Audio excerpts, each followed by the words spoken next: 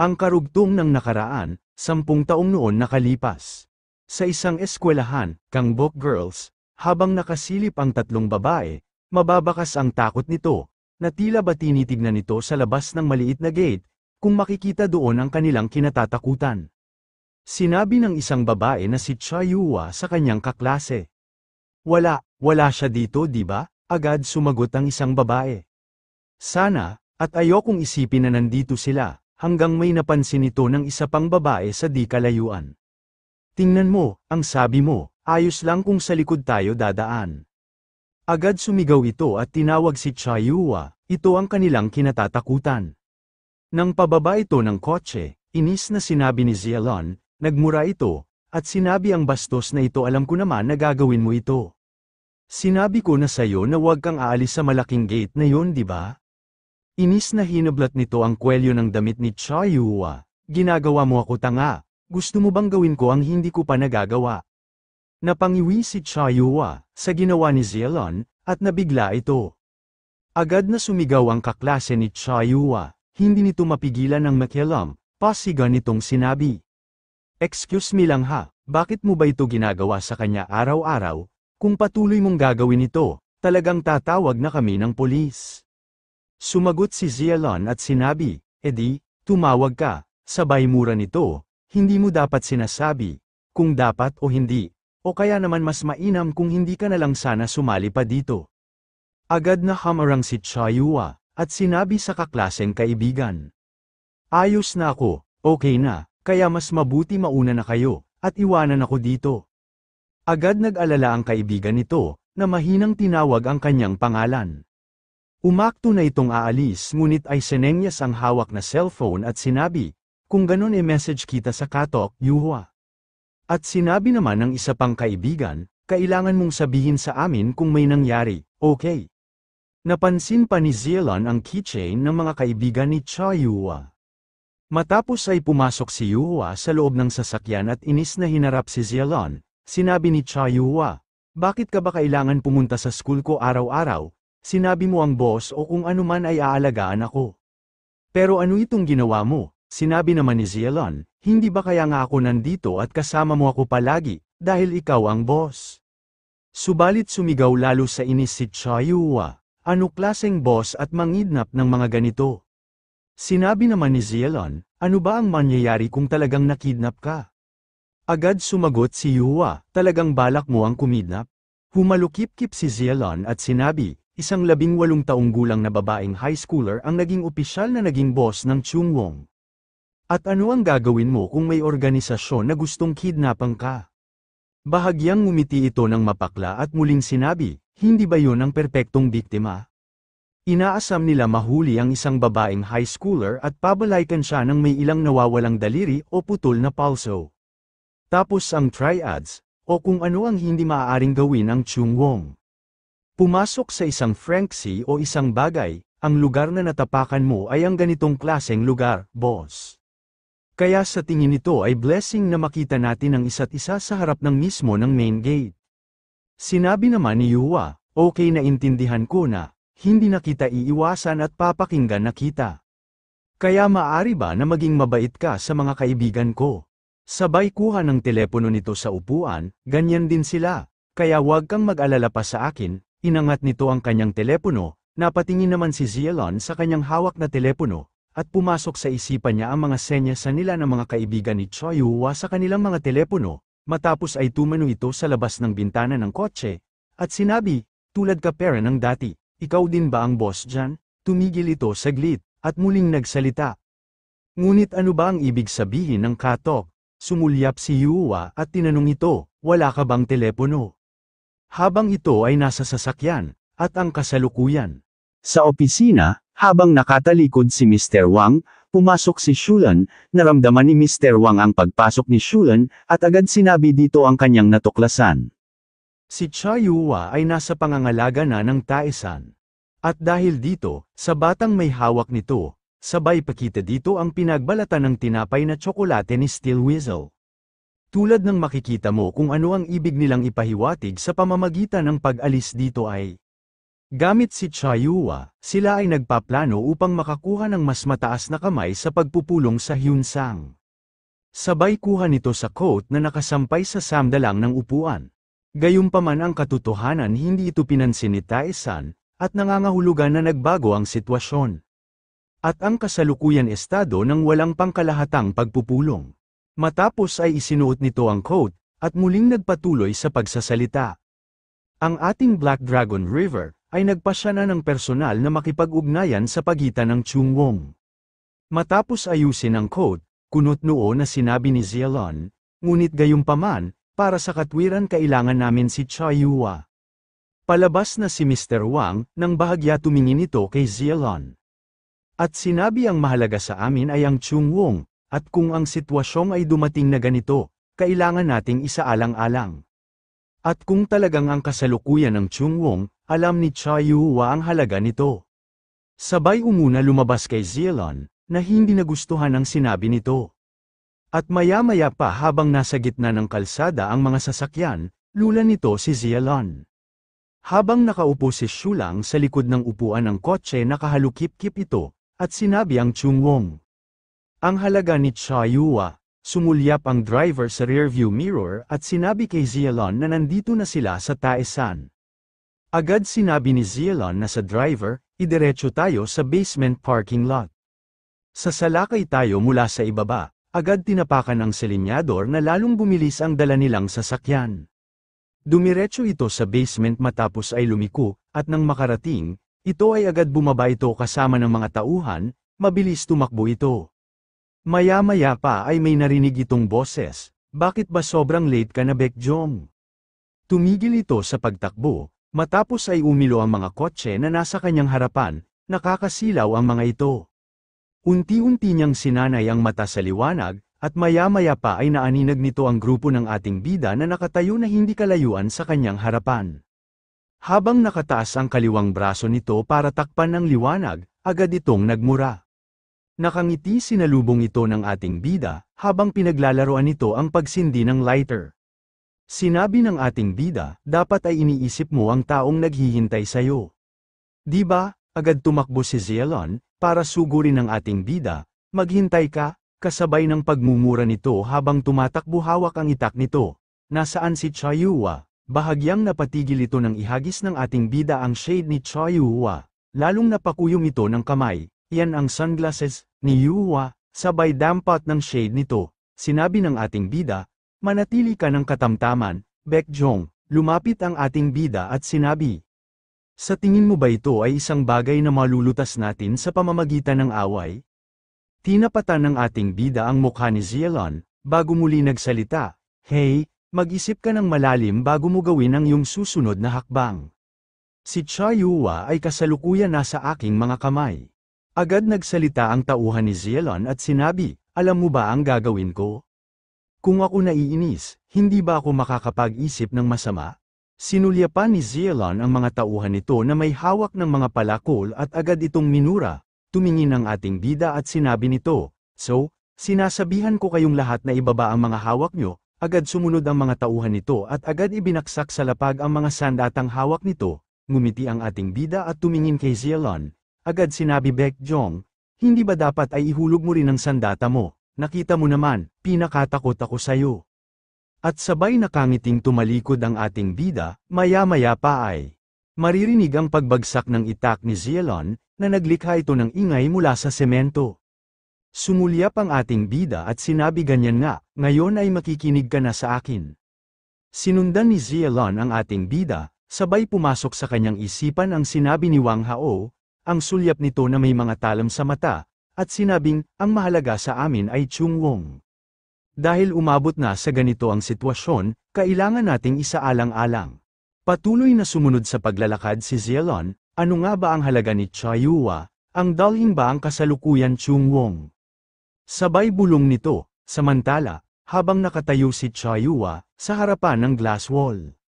Kip-kip nito sa dibdib ang hawak na telepono, maya-maya lumingon nito nang maramdaman niya na dumating ang ating bida.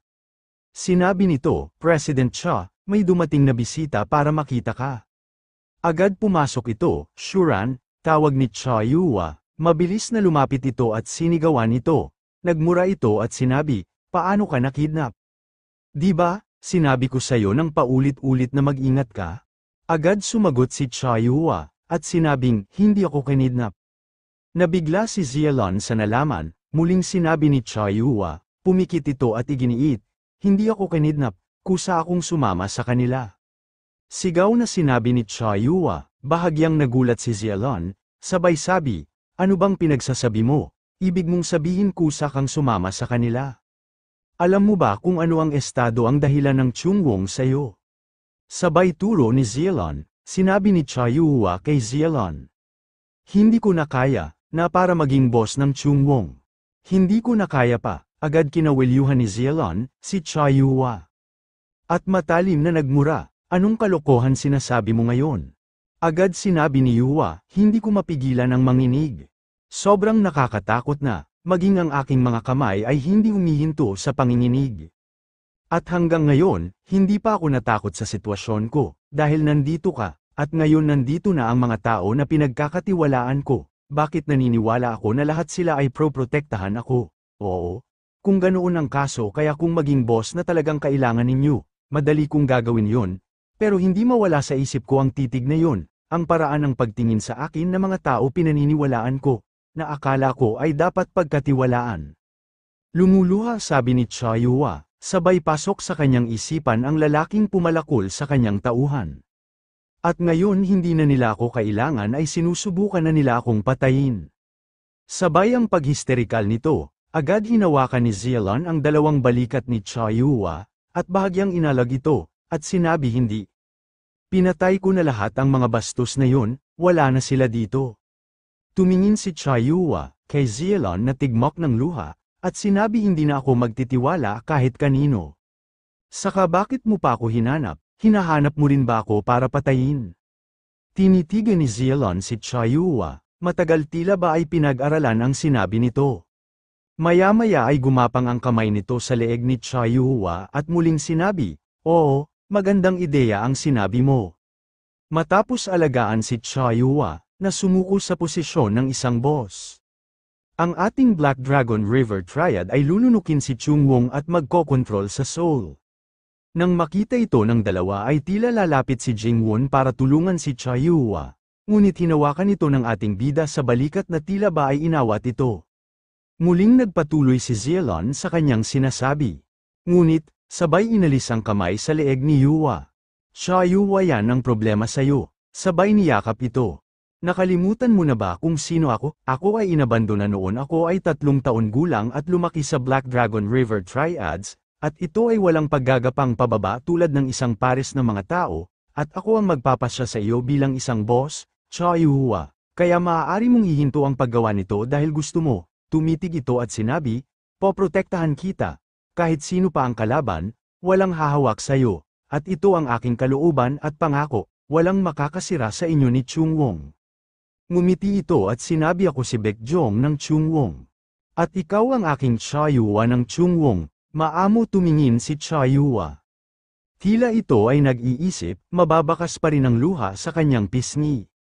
Habang naghihintay ng kasagutan si Zialon, mula kay Chayua, habang ang ating bida at si Jingwon ay nakatayo sa hindi kalayuan sa dalawa.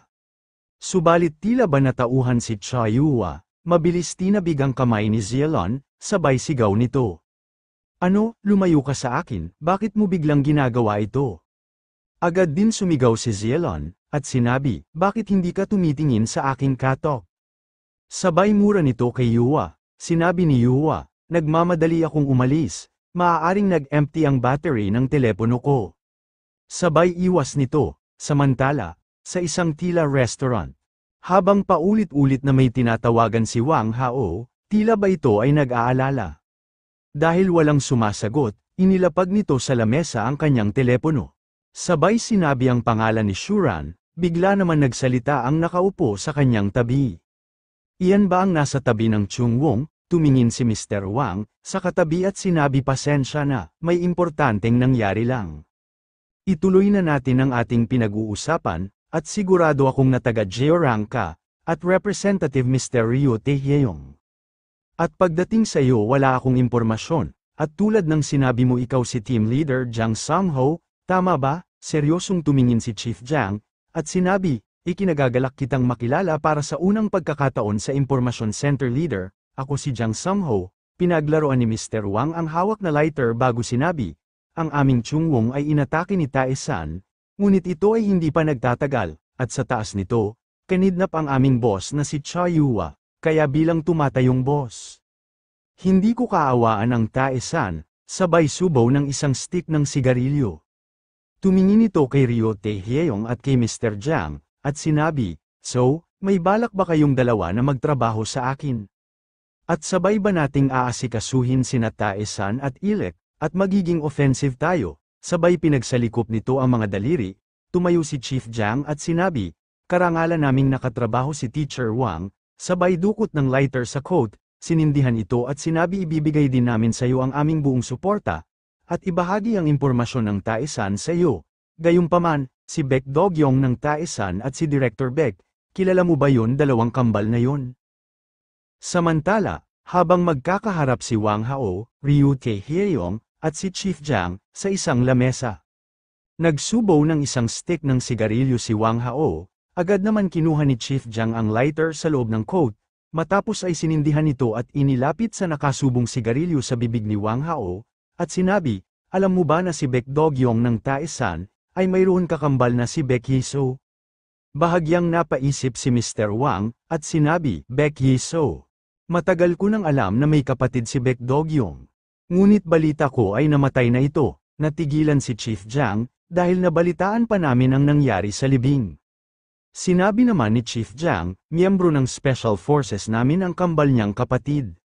At nangunguna ang kanyang kakayahan, at ang mas panganay sa isa ay sinanay ng Yakuza at siya ay naging pinuno ng gang dito sa Seoul, habang ang nakababata ay naging sundalo sa mga Special Forces, isang pares ng kambal na may ganap na magkakaibang buhay, at may isang bagay na pareho ang kanilang mukha. Humitit ng sigarilyo si Mr. Wang, pareho ang kanilang mukha. Ano ang gusto mong sabihin, Director Jiang? Paano kung si Baek Do-gyong ng Tae-san, ay hindi talaga si Baek Do-gyong? At ang taong nasa likod ng maskara ay maaaring ibang tao. Natigilan si Wang Hao, naalala niya ang talam ng mukha, at ang pakikipaglaban ng ating bida. So sinasabi mo ba hindi si Baek Do-gyong yun kung hindi ang sundalong si Baek Hee-so? Maaaring yun ang kaso. Habang nakaupo at nakikinig si Ryo Tae-hyung, sinabi nito sa kanyang sarili. Ano bang kalokohan ang sinasabi niya? Sinasabi ba nila na hindi si Baek Do-gyong yun? Agad pinatay ni Wang Hao, ang sigarilyo na hindi pa ubos dinutdat ito sa lamesa at sinabi, ngunit kung si Baek Do-gyong man yun o hindi. Bakit ba ito mahalaga sa amin? Agad sinabi ni Chief Jiang, hindi mo ba naisip na may mga taong nagmamalasakit? Sabay dukot ng isang bagay sa kanyang coat, tumingin si Mr. Wang, at sinabi, mga taong nagmamalasakit, sino ba? Matapos ay may iniabot itong larawan, then kailangan nating alugin natin si Tae-san. Nilapag ito sa lamesa at sinabi, at gawin nating itong mas malaking bundok. Samantala sa Tae-san, mabilis na sumigaw at humarap si Cha Yua. Sa ating bida, para ito ay awatin, hey, kahit na. Shuran, hindi mo na kailangang gawin ito, sabay hubad ni Zielon ng suot na coat. Lumapit si Cha Yua, para awatin si Zielon, hinawakan ito sa braso. Ngunit hindi ito nakinig at sinabi ni Zielon, sasabihin ko, ulit ito sa'yo Tae-san, kung mananalo ka, si Cha Yua man o ako, magagawa mo ang gusto mo. Then, ako ay magiging tapat na aso mo, sabay kinuha ang kanyang itak. Ngunit kung ako ay mananalo, ang magtatali sa nagpupumiglas mong leeg ay kami Tae-san. Habang nagtanggal ng necktie ang ating bida, muling tawag ni Cha Yua, at muling nakiusap, Shuran, kahit na ganun, paano kung masaktan ka? Agad na sumagot si Shuran, ayos lang sa akin, agad naman sinabi ng ating bida. Huwag kang masyadong mag-alala Director Cha, agad humadya sa paanan ng ating bida ang isang patalim. Matapos ay bahagyang ngumiti ang ating bida, minasahe nito ang kanyang pulso bago sinabi kay Cha Yua, magpapagaan ako sa kanya, at tumingin kay Zielon, at sinabi, well, gawin mo lang ang gusto mo, wala akong pakialam. Okay, sabay minura nito ang ating bida, Agad tumakbo ito pasugad sa ating bida, at sinabi kung ibibigay mo ang isang braso mo, baka hahayaan pa kitang mabuhay. Sabay igkas ng itak nito, na agad na kailag ang ating bida, muling binalik nito ang igkas ng itak, ngunit muling nakailag ito. Inis na sinabi ni Zielon, Tae-san, sa tingin mo ba talagang mananalo ka? Laban kay Teacher Wang? Hindi, ang ibig kong sabihin laban kay Wang Hao. At sa Black Dragon Triad, muling ay inihambalos nito ang itak. Mabilis binitiwan ni Zielon ang kanyang itak matapos ay inilipat sa kabilang kamay. Muling nakailag ang ating bida, nakita niya ang ginawa muli ni Zielon, agad pumasok sa kanyang isipan ang atake ni Wang Hao, sinabi ng ating bida sa kanyang sarili, patuloy ang malawak na kanyang pag-atake, at isang pagbabago sa trajectory pagkatapos nito, at ito ay parehong pattern bilang si Wang Hao. Muling sinabi ng ating bida kay Zielon, well, kailangan ko lang gawin ng tama Baekjong. Gigil na umatake si Zielon at sinabi, tinatanong kita kung handa na kayong lahat. Inihakbang ng ating bida ang kanyang paa para lumapit, matapos umilag, pinadaan ng ating bida sa ilalim ng kamay ni Zielon, ang kanyang kamay sabay tulak ng malakas sa chin ni Zielon, agad tinamaan si Zielon, napatingala ito, na tila ito ay matutamba, ngunit binalans, ang katawan nito kaya imbes na matamba ay agad na ibalik sa pagkakatuwid ng katawan, subalit hindi nito napaghandaan na nasa mukha niya ang kamao ng ating bida. Agad na tigilan nito, tila ba ito ay nabigla at nastatwa, sinabi ng ating bida, tinanong mo ako kung nakahanda na ba ako, pinalaki ka ni Wang Hao at ng Black Dragon Triad, at bakit mo tinalikuran ang Black Dragon Triad para kay Choi Hua, habang nakatutok pa rin sa mukha ni Zielon, ang kamao ng ating bida. Sinabi pa ng ating bida, then, isa ka rin ba na traidor na nagtapon ng Black Dragon Triad? Sinabi ni Zielon, simula nung tumutong ako sa Seoul ay may mission na ako. At iyon ay upang protektahan ang boss na si Choi Hua. Kaya mananatili lang ako tapat sa utos na yun sabay higpit nito sa hawak ng kanyang itak. At kung talagang Unblock Dragon Triad ang tuma-target sa boss ko. Kung ganun yun mga Black Dragon Triad na mga bastos ang nagtaksil sa amin, bahagyang natabig ni Zielon ang ating bida. Matapos ay umatras ito ng bahagya, ngayon sagutin mo ang tanong ko, maaari ka bang pumunta para lumaban sa Black Dragon Triad, Tae-san? Matapos ay mabilis inagkas nito ang hawak na itak. Mabilis naman sinuntok ng ating bida ang kamay ni Zielon, na may hawak na itak. Agad na humadjas ito sa ere, at umikot-ikot ito, na parang circo, na bigla si Zielon, sa ginawa ng ating bida. Sobra na ang iyong pag-iisa, nagdikit ang mga ngipin ni Zielon sa galit, mabilis inupakan nito ang ating bida. Muling ay nakailag ang ating bida, at sinabi nito kay Zielon, ngunit, dapat para magawa ko yun ay kailangan kong ituwid at patalasin ang isang bingaw na talam. Mabilis umigkas ang kamao ni Zielon, sabay umikot ang paa nito para masipan nito ang ating bida, tinamaan ang ating bida. Ngumisi si Zielon at sinabi, ang talam na tinutukoy mo, sigurado ka bang nakahanda na ito? Mabilis hinuli ng ating bida ang paa ni Zielon, at sinabi, maaaring ito ay hindi pa ganap na handa, ngunit nagsisimula na ito ipakita ang kulay nito, ang mga blades, na kilala bilang One Crane ng Changwon.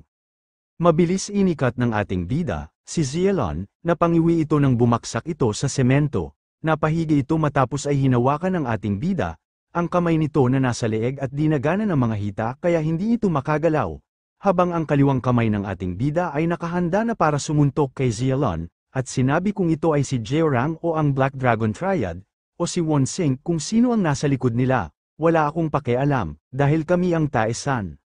Samantala, sa Incheon, pumarada ang magandang sasakyan ng young master na si Sungmin, sinalubong sila ng secretary ni Baekdogyong, sinabi nito salamat sa pagpunta nyo dito, kahit kayo ay abala sa mga inyong gawain, President Lee Sungmin at Mr. Choi Cheno. One Crane Capital President, Lee Sungmin, member of Tae-san Organization. Agad pumasok ito sa isang gusaling na tila ito ay eksklusibong hospital, kasama si Cheno. Habang nasa harapan nila ang secretary ng Tae-san, sino ba ang pinuntahan natin dito? Para makilala, sinabi ng babaeng secretary, ikinalulungkot ko, upang maiwasan ang isang leak na impormasyon dito ko lang pwedeng sabihin sayo. Tuluyan naglakad ito papasok ng gusali, pumunta ang babae sa elevator at sinabi, kailangan natin pumunta sa 6th floor. Ngunit agad iniba ng babae ang daan, since under construction yun 6th floor pumunta tayo sa hagdanan. At mas gugustuhin ko hindi sumakay ng elevator kung maaari. Nagkatinginan si Cheno at Sungmin, patuloy sila sumunod sa babae sa hallway. Matapos ng maraming pinto nilang dinaraanan tumapat sila sa nakapinid na pintuan. Pinindot ng babae ang access ng pinto, nakaramdam si Sungmin ngunit mas pinili nito ang manahimik at hindi magtanong pa, bahagyang nasulyapan niya ang tila isang lalaki na kahiga na natatakpan ng makapal na kurtina. Teka, may tao ba sa likod ng pinto nito? Agad na pahinga ito, hinawi ng babae ang makapal na kurtina. Tumambad sa kanila ang lalaking nasa kama na walang malay at comatose na si Baek Do-gyong. Tama nga ang kutob ko, sinabi ni Sungmin nang makilala niya ito. Bahagyang nagulat si Cheno, tumingin ito kay Sungmin, nag-aantay ng isasagot sa kanyang mga mata na nagtatanong. Pinagmasdan ni Sungmin ang comatose na si Baek Do-gyong. Hindi na kinaya ni Cheno ang manahimik pa, agad itong nagtanong, siya ba ang totoong Baek Do-gyong, Director Baek? Hindi ba si Director Baek Do-gyong ay kasalukuyan nasa Seoul? Kung ganon, sino yung taong kaharap nating? Agad sinabi ni Sungmin, ang taong kaharap natin ngayon ay si Baek Do-gyong ang kakambal ni Baek Hee-soo. Ang lalaking nasa harapan natin ay si Baek Do-gyong. Sinabi ni Cheno, kung ganon, paano ang libing na yun? Ibig sabihin, hindi kapatid ang namatay kundi si Baek Do-gyong. Agad naman sinabi ng secretary, si Baek Do-gyong ay hindi namatay, habang inaayos nito ang dextrose, buhay pa siya. Si Baek Do-gyong, agad tumingin si Cheno sa secretary bago sinabi, humihingi ako ng paumanhin secretary, ang ibig kong sabihin ay. Hanggang sa magising si Baek Do-gyong, ay walang makakaalam sa mga nangyayari. At para ma-achieve ko yan may pabor akong hihilingin sa inyong dalawa. Kinuha nito ang larawan sa nakaipit sa folder na hawak niya kanina, matapos ay pinakita ito kay Sungmin at Cheno. Agad na nagtanong si Sungmin, sino ang mga ito? Sinabi ng babae, narinig na ba ninyong dalawa ang Japanese na Oyama Gumi?